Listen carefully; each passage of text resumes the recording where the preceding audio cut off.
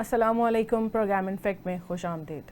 नाज़रीन, बाज़ ज़राए के मुताबिक नून लीग और पीपल्स पार्टी ने आइनी तरामीम पास ना करवाने और उसमें नाकामी का मलबा एक दूसरे पर डालना शुरू कर दिए। इसकी क्या वजह बनी है और ये ब्लेम गेम कैसे शुरू हुई है, इस पर बात करेंगे और दीगर मौज़ूआत भी प्रोग्राम का हिस्सा होंगे। अब्दुल मजीद साहिब साहब हमारे साथ मौजूद हैं। साहिब साहब, हुकूमत और पीपल्स पार्टी इत्तेहादी हैं और इनमें क्या चल रहा है इस वक्त? अच्छा, ये तो एक बड़ा रवायती तो नहीं था, ये गैर रवायती सा इत्तेहाद था और रवायती हरीफ थे ये रहे, तो इनको मजबूरन इनको हलीफ बनाया गया, तो फिर ये मसाइल तो होने थे। अब खबरें मिल रही हैं, ये अभी बाज़ ज़राए से खबरें मिल रही हैं कि ये इस नाकामी का जो मलबा है ना, ये एक दूसरे पे डाल रहे हैं। अब पीपल्स पार्टी ने कोई इसमें कहीं ना कहीं तो कोई चीज़ की है जो नून लीग के लोग आपस में मुख्तलिफ महफिलों में शिकवे कर रहे हैं कि पीपल्स पार्टी ने मौलाना का कंधा इस्तेमाल किया। अच्छा। और पीपल्स पार्टी के कुछ मुतालबात हैं जो वो इस हुकूमत से मंजूर कराना चाहती थी और वो नहीं हुए, तो उसके लिए मौलाना का कंधा इस्तेमाल किया। और बाज़ नून लीगियों की तरफ से ये भी है कि बिलावल भुट्टो ने मौलाना को ये इख्तियार ही दे दिया था कि आपके पास मुखालफत का भी, मेरा मैंडेट भी आपके पास है। अच्छा। यहाँ तक कुछ चीज़ें सुनने में आ रही हैं और इससे फिर जाहिर है, फिर जब सारा ये मामला हो गया तो पीपल्स पार्टी बहरहाल मौलाना के साथ अलाइन थी, नज़र आ रहा था। बिलावल मिल रहे थे बार बार और तमाम जो बातें मौलाना कर रहे थे बिलावल उनकी हाँ में हाँ मिला रहे थे। और फिर ये हुकूमत को उसमें देखें एम्बैरसमेंट हुई, सुबकी हुई। तो हुकूमत का इस वक्त मतलब पीपल्स पार्टी ये लेती है कि वो नून लीग है। पीपल्स पार्टी के और भी कुछ चीज़ें देखें, मुसलसल पीपल्स पार्टी की जो पंजाब में कोऑर्डिनेशन, नून और पीपल्स पार्टी की कोऑर्डिनेशन कमेटी है, उसका कल छठा इजलास था, वो भी बेनतीजा ख़त्म हो गया। और उसमें ये तय हुआ कि अब हम क़यादत के साथ ही बैठेंगे। सही। मतलब वो कुछ चीज़ें हैं और उन्होंने कोई अपना स्कोर सेटल किया है। अच्छा। और वो अब इससे भी अगली बात है, अगर इसमें सदाकत नहीं है तो फिर बिलावल अब जो है ना वो नया मसवदा क्यों तैयार कर रहे हैं। और जो बात उनको चुभती है, बिलावल ने कल मुख्तलिफ चैनल्स में मुख्तलिफ इंटरव्यूज़ दिए हैं, उसमें उन्होंने कहा है कि चीफ जस्टिस मंसूर अली शाह ही होंगे। बिल्कुल। यानी ये कहीं मैसेज है, नून को भी है और कुछ और हलकों को भी है।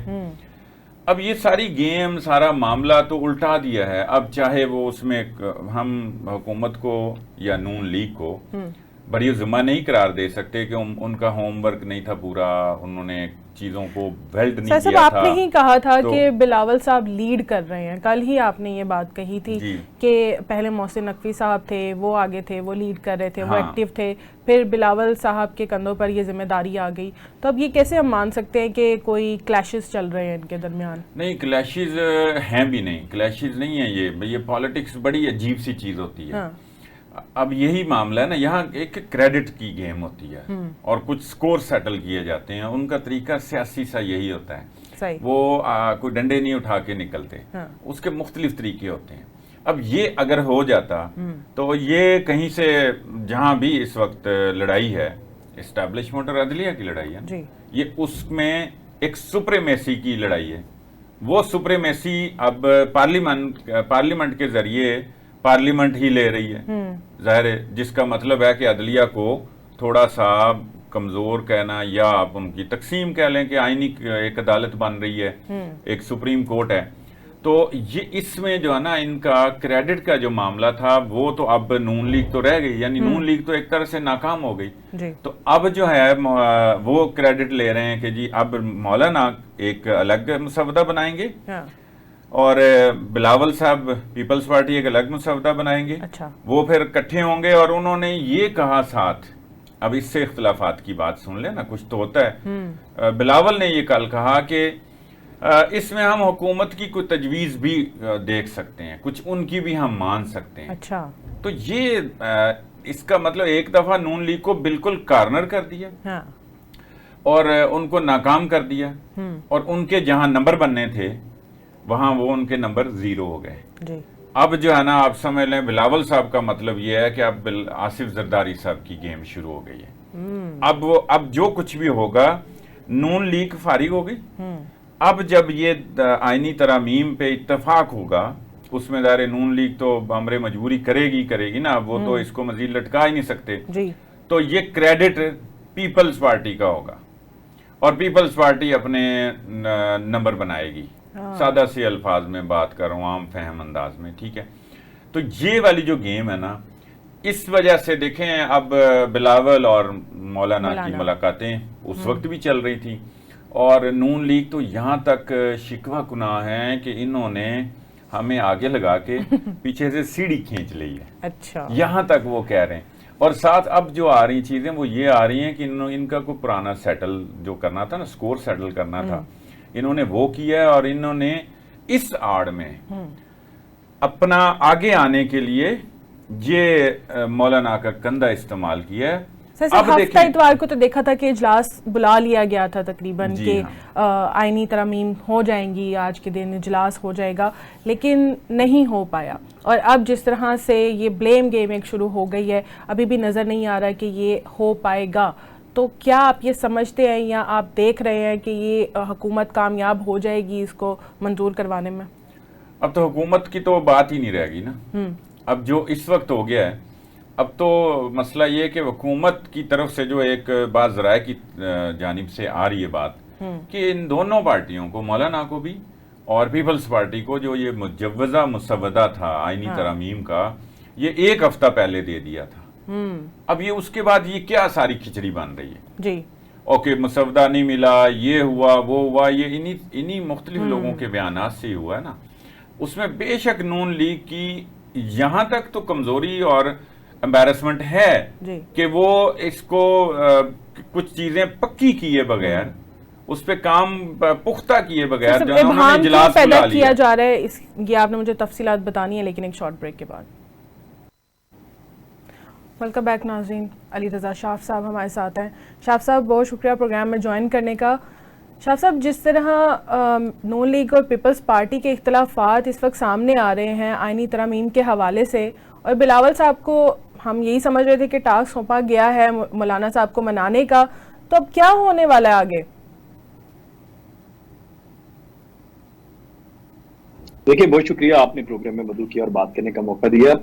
बिलावल को जो टास्क दिया गया, बेसिकली बिलावल को टास्क ये दिया गया था कि बिलावल साहब अब मौलाना साहब को जाके कहें कि वो अब संभाले इस मामले को। बिलावल की पहले तो पीपल्स पार्टी की कोशिश ये थी, क्योंकि चूंकि मुस्लिम लीग नून जो है वो नाकाम होगी, पहले तो हमें ये देखना है कि इस वक्त पावर में कौन है, स्टीयरिंग पास है वो है मुस्लिम लीग नून, और जिनके पास स्टीयरिंग है उनसे पावर में होते हुए, मेन स्टेक होल्डर होते हुए भी स्टीयरिंग अगर वापस लिया जा रहा है, तो ये बड़ी एक तशवीशनाक बात है मौजूदा गवर्नमेंट के लिए।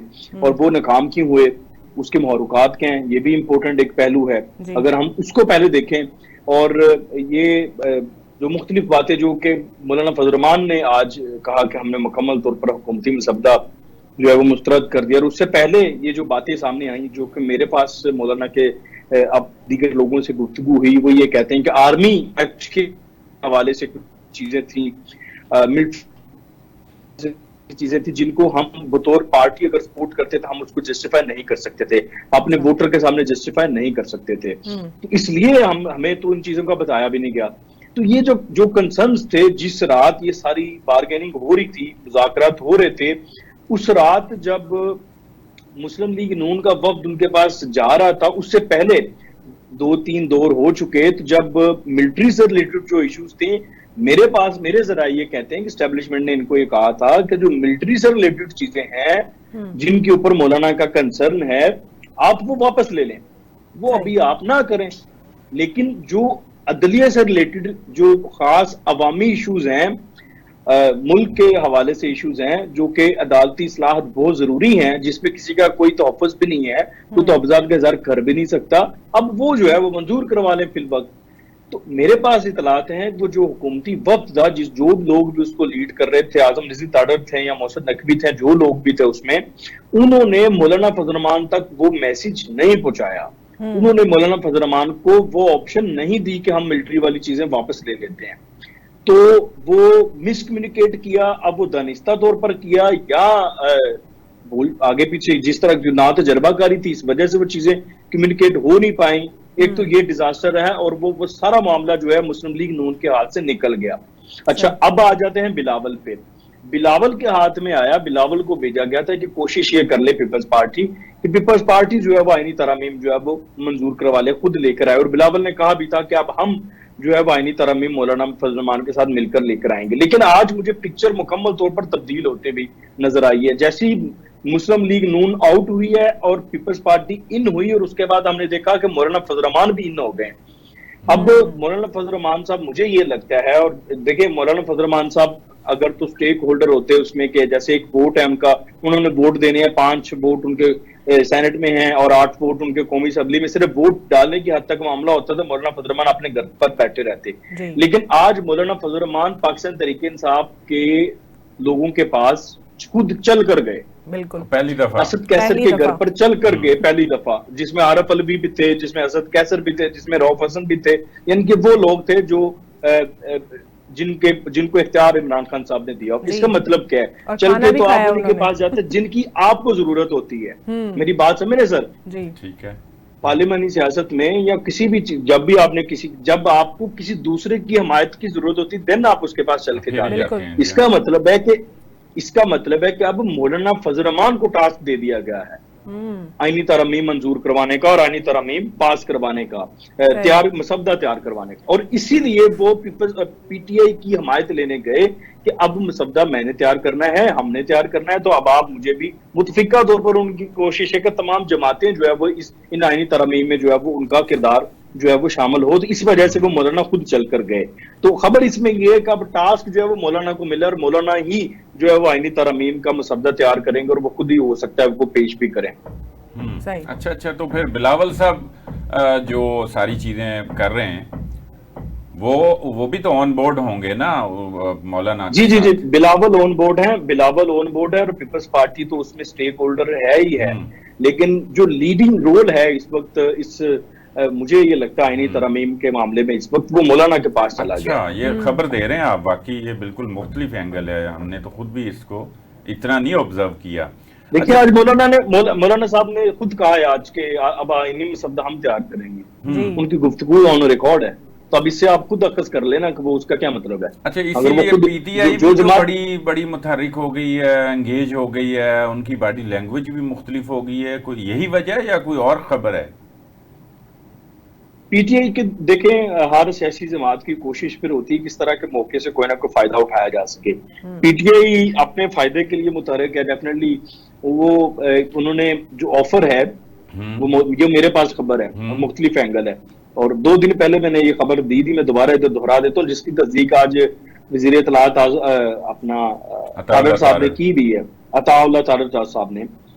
पीटीआई ने मौलाना फजल रहमान साहब को कहा था जिन दिनों पे ये हफ्ते वाले दिन कि हम आईनी तरमीम को मुतफिका तौर पर मंजूर करा देते हैं, हम साथ देंगे, जो जायज चीजें हैं कुछ तरमीम करके, कुछ अपनी तजावीज दे करके, उसके बदले में आप इमरान खान को रिलीफ दिलवा दें। मिलिट्री कोर्ट का मामला जो है वो उस पर हमें रिलीफ दिलवा दें, मिलिट्री कोर्ट में उनका ट्रायल ना जाने दें इमरान खान साहब का, और कोई रिहाई के लिए रास्ता निकालें, कोई मुकदमात की वापसी के लिए कोई रास्ता निकालें इमरान खान के लिए, तो इसमें साथ देने के लिए तैयार है। और अभी भी पीटीआई इसी के ऊपर जो है वो मौलाना फजल रहमान के साथ है।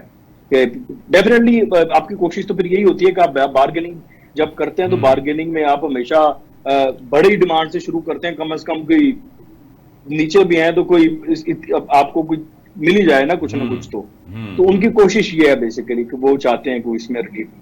अच्छा, और ये अली अमीन गंडापुर ने तो बड़े खुल के, पहले तो उन्होंने जब एक मुबैना तौर पे जो गुमशुदगी थी, उसके बाद फिर उन्होंने जो खड़ा किया और जिसमें उन्होंने इजहार किया कि मैं खुद जो है अफगानिस्तान से मुज़ाकरात करूँगा, फिर उसके बाद उन्होंने तो कल जो है वो वही अफगान कौंसल जनरल को बुलाया उन्होंने, वो देखें हमारे तराने के एहतराम में वो तो अपने मज़े से बैठे रहे, मोबाइल शोबाइल देखते रहे।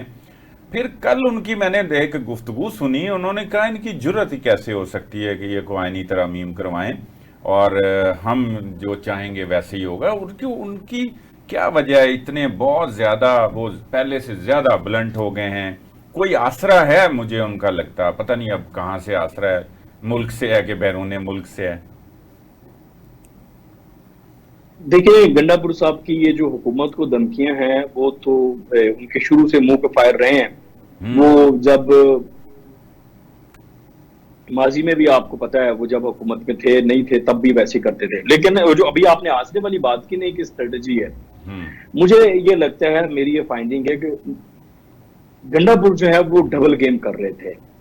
बेसिकली वो थे इमरान के प्लेयर, और वो इमरान खान के कहने पर ही इधर भी गेम कर रहे थे, ऑन बोर्ड थे, इधर भी ऑन बोर्ड थे एस्टेब्लिशमेंट के साथ भी। हाँ। और इमरान मुकम्मल तौर पर उस पे इमरान खान साहब को पता था इस बात का, और वो खुद ही खिला रहे थे। एक होता ना आप खिलाते हैं, हाँ। वो खिला रहे थे। लेकिन अब जब मामलात बदले हैं और फाइनल राउंड आया, फाइनल राउंड था, आपने देखा वो जो जलसा था इस्लामाबाद का, उस जलसे में जो उन्होंने तकरीर की, उसके बाद उन्होंने मुकम्मल तौर पर अपना कवर एक्सपोज किया और उन्होंने बताया कि मैं इमरान की तरफ खड़ा हूं। वो फाइनल कर दिया, मैंने अगर किसी ऑप्शन का चूज करना है तो वो फिर इमरान खान साहब है। उसके बाद फिर आपने देखा वो इस्लामाबाद में एक एपिसोड भी हुई, गंडापुर साहब आपको चंद घंटों के लिए कहीं पर जो है वो नजर नहीं आए। वो सारी एपिसोड के बाद फिर वो वापस गए, जब वापस KPK गए, वापस जाके उन्होंने एक पूरी प्रॉपर एक प्लान स्ट्रेटेजी के तहत जो KPK की असेंबली थी उसको एस्टेब्लिशमेंट के खिलाफ जो है वो एक किरदार दे दिया। वो 3 दिन तक जो है वो KPK की असेंबली के अंदर जो रियासत के खिलाफ और अदारों के खिलाफ तकारीर हुई, वो आपने सुनी, वो कितनी खतरनाक तकरीरें थी। वही तकरीरें अगर असेंबली के शेल्टर के बगैर की जाती तो शायद उनके ऊपर बगावत के मुकदमे दर्ज होते। इसलिए उन्होंने असेंबली का फोरम इस्तेमाल किया। अब वहां एक तो वो उन्होंने ब्लैकमेल करने की कोशिश की एस्टेब्लिशमेंट को, वहां पे जाके जवाब दिया ना फिर एस्टेब्लिशमेंट को कि आपने मुझे बुला के और बिठाए रखा और वो सब कुछ किया कि मेरे पास ये टूल है। फिर अगले दिन उन्होंने जो जवाब दिया वो अफगान पॉलिसी को लीड करने वाला जवाब दिया। उसने कहा आपकी पॉलिसी ठीक नहीं थी अफगानिस्तान पे। हालांकि अफगानिस्तान से दहशतगर्दों को ये वापस लेकर आए थे जब इनकी गवर्नमेंट थी, अभी भी KB में इनकी गवर्नमेंट थी, वफात में इमरान खान साहब की गवर्नमेंट थी, और 100 दहशतगर्द कराची और दीगर जेलों से इमरान खान साहब की गवर्नमेंट में खारिज जो है वो रिहा किए गए। वही उसी दौरान दहशतगर्दी पनपी पाकिस्तान में, उनको रीसेटल होने का मौका मिला। अब इन्होंने फिर डाल दिया जी एस्टेब्लिशमेंट का कसूर था उस पॉलिसी पे, अब मैं लीड करूंगा पॉलिसी और मैं अफगानिस्तान जाऊंगा। ये एक दुखती राग थी एस्टेब्लिशमेंट की भी और रियासत की भी, जिसको छेड़ा गंडापुर साहब ने। और इसका भी मकसद यही है कि मैं जो है वो ब्लैकमेल कर सकूं। और उसके बाद हुआ ये, इसका एक पहलू बहुत डिटेल से जो है वो डिस्कस होने वाला है, ये क्यों कर रहे हैं गंडापुर साहब। अगर आप मुझे कहें तो मैं वो भी आपको बता दे रहा हूँ। गंडापुर साहब ये कर इसलिए रहे हैं सर के वहां पर जो KPK में अभी गंडापुर साहब भी, इनके अपने इलाके में आपको पता है बैंकों में डकैतियां होती हैं, वहां पर तालिबान रात को आते हैं खारिज और वो बैंक लूट के चले जाते हैं। मौलाना फजल रहमान खुद बता चुके हैं कि वहां पर रात को थाने तो चलते ही नहीं, थानों की रिट ही नहीं है, वहां पे जो है वो खारिजों की रिट है। तो ये खुद बता देते हैं गंडापुर साहब, या अपनी सिक्योरिटी जो है वो की जमानत इनकी ये बता दे के मतलब है सारा। एक तो वहां पर जैसी ऑपरेशन इसमें सहकाम लॉन्च किया है तो उसके बाद खारिजियों को, तालिबान को थ्रेट मिला। जो IBO इंटेलिजेंस बेस्ड ऑपरेशन हमने किए वहां पर पाकिस्तान की रियासत ने, उनसे उनको बड़ा थ्रेट मिला, वो बड़ा बैकफुट पे गए। फिर उन्होंने इनके जरिए, डेफिनेटली नेक्सस तो है ना, ये अगर उनको वापस लेकर आए हैं वहां पर KPK में तो इनके नेक्सस तो है उनके साथ। इनके जरिए एक तो वहां पर पुलिस वाले बिठा दिए वहां पर फौज के खिलाफ, लकी मरबत में और बाजौड़ में, कि जी यहां से फौज को वापस निकाला जाए। और पुलिस की अपनी इस्ताद आप ये देख लें कि CTD के 500-600 एहलकार है पूरे पेशावर में, पूरे KPK में, जिन्होंने दहशतगर्दों से लड़ना है, जिसको काउंटर अभी तक मतलब तीसरा टर्नओवर है वहां पर PTI का, और वहां पर CTD की तादाद नहीं बढ़ा सके। तो भाई अगर फौज वहां से निकल जाएगी तो फिर लड़ना किसने है दहशतगर्दों से। ये सारा सिलसिला बेसिकली ये पीछे वो थे, नेक्सस था। अब इनका जो मोटिव है कि ये फौज को बैकफुट पे डाल के उनके खिलाफ जो एक एक्शन है उसको कमजोर किया जाए। दूसरा इसके साथ जो मेरे पास खबर है, वो जो गंडापुर को उन्होंने एकदम इमरान खान साहब ने रोल दे दिया सख्त, उसके बाद इमरान खान साहब ने गंडापुर की तकरीर के और बार कौंसिल में जो उन्होंने की वो तकरीर अफगान पॉलिसी वाली, उसके 2 दिन बाद इमरान खान साहब ने एस्टेब्लिशमेंट के पास अपना एक नुमाइंदा भेजा हाँ जी, आपके मैंने सुना है ये पैगाम भेजा, हम्म। पैगाम भेजा कि आप जो है वो मुझसे बात करें। देखिए इमरान खान साहब के मुतालिक आप सारी दुनिया जानती है, जो वो दिखा रहे होते हैं बिल्कुल प्रैक्टिकली उसके उलट कर रहे होते हैं। ये तो अब साबित शुदा चीज है, वो लम्हा मौजूद में वही चीज कर रहे होते हैं जो वो नेगेट कर रहे होते हैं पब्लिक के सामने। सही है। उन्होंने पैगाम भेजा कि मुझसे बात करें, मुझसे बात करें, ये जो आपके खिलाफ गंडापुर कर रहा है ये भी बाज आ जाएगा, इसको मैं रोक दूंगा, अफगान पॉलिसी पे बात नहीं करेगा, सोशल मीडिया की मुहिम भी नहीं आपके खिलाफ चलेगी। और दूसरी तरफ से इनको फिर सख्त जवाब मिला है, वो जो बंदा भेजा है उन्होंने मैसेंजर, वो जो मीडिएटर था, क्योंकि आपको पता इतनी बड़ी जमातों में कोई ना कोई मीडिएटर होता है, हमेशा कोई हल्की फुल्की बातचीत चलती रहती है। उसको एस्टैब्लिशमेंट ने सख्ती से मना किया कि आइंदा आपने इमरान खान साहब का जो है वो मैसेज हमारे पास नहीं लेकर आना, अब हमने कोई बात नहीं करनी। तो ये तमाम इश्यूज भी हैं जो इस वक्त आपको गंडापुर की तकरीरों की शक्ल में फ्रस्ट्रेशन जो है वो देखने को मिल रही है। इसके साथ मैं आपको एक और मेरी ये खबर तो नहीं है लेकिन मुझे लग रहा है 80-90% ऐसा ही है कि जो इनका 21 सितंबर का लाहौर का जलसा है ना, ये गंडापुर की जो फ्रस्ट्रेशन है इसके बाद से मुझे होता हुआ नजर नहीं आ रहा। क्या आप गंडापुर साहब के क्या कह रहे हैं, मैं आखिरी बात को समझ नहीं सकता। गंडापुर साहब की जो फ्रस्ट्रेशन है, जो उनका जाराना रवैया है, जो उनकी तकरीरें हैं, उसके बाद मुझे ये लाहौर का जो इनका जलसा है 21 सितंबर का होता हुआ नजर नहीं आ रहा। अच्छा, ये बात है। वो इजाजत ना मिले, लेकिन मेरा ख्याल है कि वो तो अपनी तैयारी कर रहे हैं, उन्होंने वो इजाजत की भी एक कोशिश कर ली है। और कल एक अलीमीन गंडापुर साहब की ही क़यादत में, उनकी सदारत में जो है वो इसकी तैयारियों का वो मीटिंग और एक कोई इजलास होने जा रहा है। जी, उनकी पार्टी क़यादत का इजलास तो है, लेकिन देखें जलसा तो तब होना है जब वहां पर इंतजामिया ने आपको जलसा करने देना है। इस्लामाबाद में जलसा करने दिया तो जलसा होगा ना, पहली बात तो ये है, पहली बात तो ये है सर। दूसरी बात ये है कि पीटीआई के अंदर मैं अब भी दावे के साथ कहता हूँ, मेरे पास शवाहिद हैं, पीटीआई के 70-80% लोग तो अभी भी एस्टैब्लिशमेंट के साथ ऑन बोर्ड हैं।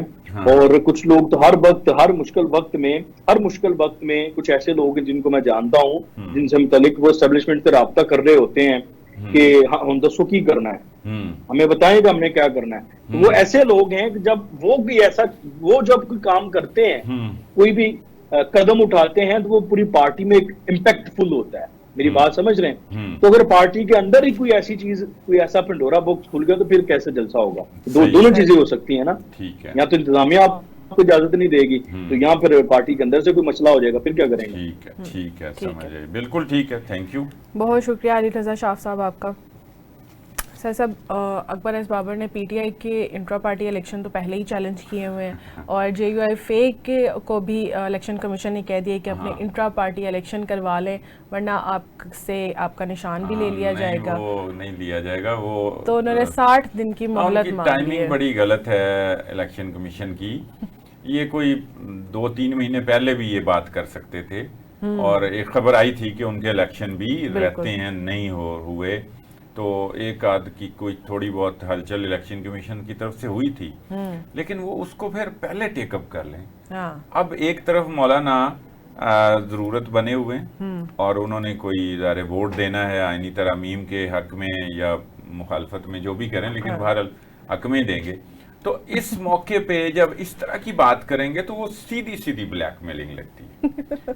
ये इलेक्शन कमीशन जो है ना, और इनकी टाइमिंग, ये इनकी अकल नहीं काम करती कि इसके लिए आपने जो करना था पहले किया हुआ है, और अब आप प्रॉपर फिर इसकी वजाहत दें कि ये मामला था, ये चीजें थी, तो ये इस मामले में जनाब अब हम ये कुछ करने लगे, और ये बाद में भी हो सकता था। एन उस वक्त कर रहे हैं जब दुनिया को नजर आएगा कि ये उनसे वोट लेने के लिए ये थ्रेट दी जा रही है। अच्छा सर, ट्रायल कोर्ट को 190 मिलियन पाउंड का हतमी फैसला सुनाने से क्यों रोक दिया गया? बस वो इस्लामाबाद हाई कोर्ट के 2 रुकनी बेंच ने किया, अब उनकी शान में तो कोई गुस्ताखी नहीं कर सकते। उन्होंने फैसला दे दिया है, जस्टिस आमिर फारूक और मियां गुल हसन है, औरंगजेब हसन, वो उन 2 रुकनी जनाब उन्होंने फैसला दे दिया कि आप हतमी फैसला ना सुनाएं। और बस सीधी सी बात है, कोई रिलीफ जिस तरह मिल रहे हैं उसी का एक हिस्सा है, उनको रिलीफ मिला है, और क्या है, ये सारे बेबस हो रहे हैं।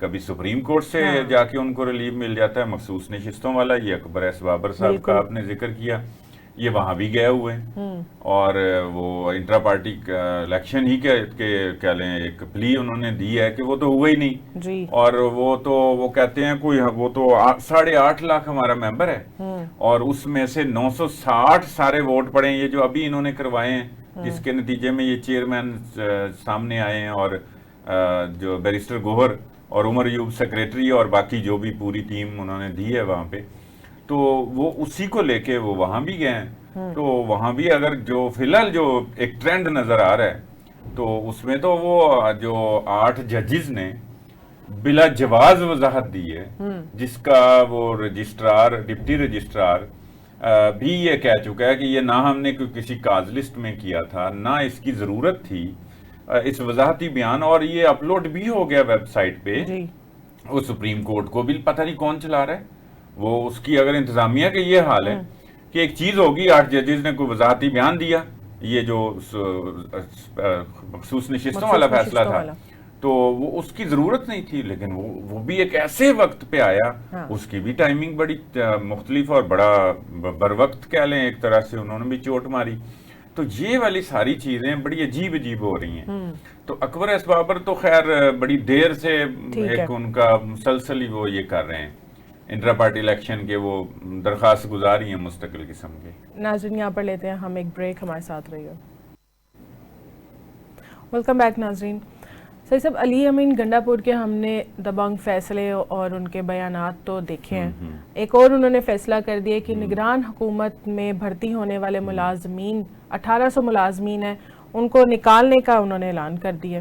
अब ये मुलाजमीन कहाँ जाएंगे और क्या उनका ये फैसला सही है? बस ये अब ये कोई तरीका नहीं है कि कोई आए तो वो पहले जो भर्ती हुए हैं उनको निकाल दें। मुल्क में पहले बेरोजगारी इतनी ज्यादा है, उस गरीब आवाम का या उस मुलाजिम का क्या कसूर है जी? आप सिर्फ इस वजह से निकाल देंगे कि जी वो चूंकि निगरान दौर में हुए हैं तो वो क्या कोई आप समझते हैं कि उन्होंने कोई अफगानिस्तान से लाए हैं आपके बारे में, बल्कि ये कह सकते हैं कि कुछ अफगानिस्तान के साथ आपके ताल्लुकात ऐसे हैं और वहाँ उनके अफराद और बाशिंदे भी हैं।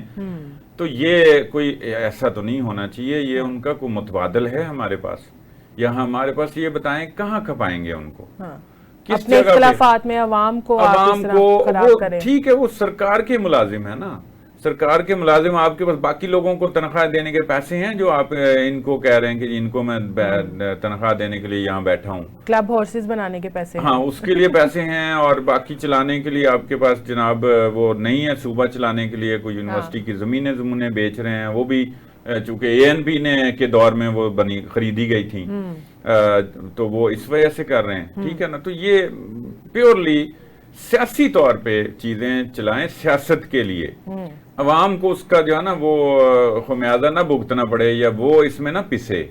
तो ये कोई इतना अच्छा वो बयान की हद तक तो ठीक है और PTI वाले और जो ट्रोलिंग करनी है उन्होंने वो उस हद तक तो बल्ले बल्ले कर रहे हैं कि बड़ा शानदार जनाब उन्होंने स्टेप लिया है।